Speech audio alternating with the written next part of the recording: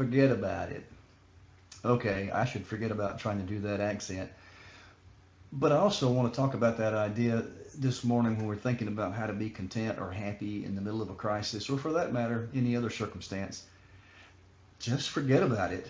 Maybe the best advice I can give you. Of course, you may be thinking, well, why didn't he tell me that several days ago? We've been at this for about 3 weeks now, as we've been going through our shelter at home order. And so maybe I should have told you earlier that the best suggestion I might ever offer you is just forget about being happy if you want to be happy. But if I had told you that early on, you wouldn't have followed along, and I would have been here all by myself, and then I wouldn't have been very happy about that. Here's what I mean. When you think about it, when something or somebody is causing you to be unhappy, isn't it really because there's something about the situation that you don't like? Don't most of our sentences, when we describe being unhappy, begin with I or focus on me? Somebody does something to offend me, it's because it hurts my feelings, or somebody doesn't do something that I thought they should do, and it's how it affects me. Even things like rude drivers or rude people, it's all about how it impacts me. And so we tend to think a lot about how things are impacting us, and often it's that focus on ourselves that tends to make us unhappy. Somebody got into my 6 feet of personal space and made me uncomfortable. Somebody didn't say hello to me and I felt slighted. Whatever it is, we tend to focus on how things affect us. And some of that's, I guess, normal and it's natural, and it's going to be a lifelong process to maybe get out of some of that. But if we're focusing on how we feel and our own feelings, we're probably not really going to be happy. A long time ago, Paul said and showed how to be happier by forgetting about yourself. I want to read a little bit for you from Philippians 2, verses 2 and 3. I encourage you to read that in the whole chapter, and for that matter, all of Philippians as you go along. It'll help you to kind of get an idea of where I'm getting some of this from. But he says in chapter 2, verse 3, do nothing out of selfish ambition or vain conceit. Don't do anything that's selfish. Well, the reality is much of what we do tends to be self-focused. In humility, he says, consider others better than yourselves. And he goes on to say, each of you should look not only to your own interest, not only, sometimes you can and you have to take care of yourself, but not only to your own interest, but also to the interest of others.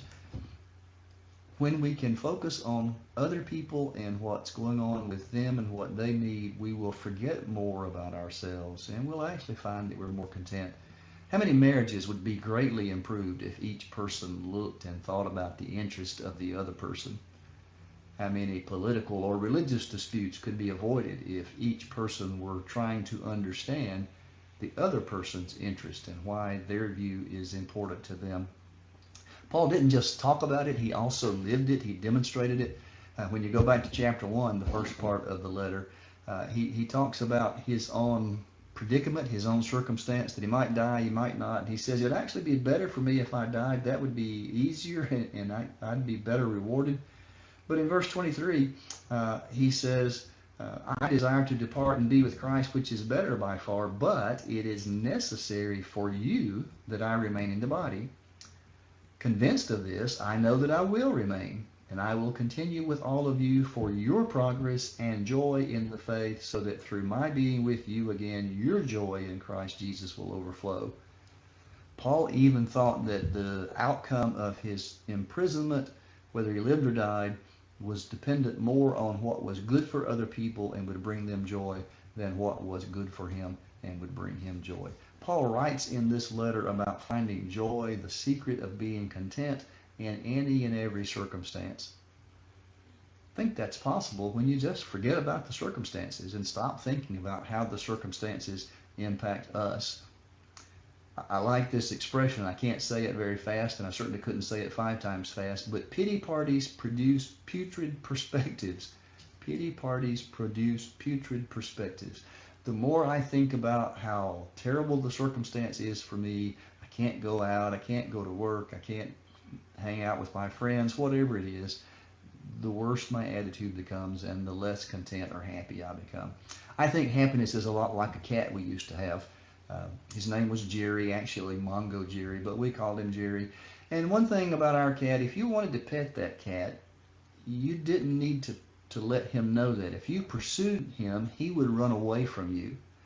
If you wanted his attention, the best thing in the world was to ignore him. And I found the most likely thing was if I would take a newspaper and open it up, this was back in the days when that was paper, if I would hold the newspaper and read the newspaper, the cat would come and jump right in the middle of the paper in my lap. I think happiness is sometimes like that, contentment's like that. The more we think about it, the more we pursue it, the more it runs away. If we'll just forget about it, focus on other people and other things, and we'll talk tomorrow about focusing on serving other people and helping other people. The more we do that, I think the happier we become and the more contentment we enjoy. So today, focus on not focusing on you, and think about what's going on with other people and maybe some ways that you can help them have a better day. May God bless you with a good day too. What a friend we have in Jesus, all our sins and griefs to bear. What a privilege to carry everything to God in prayer.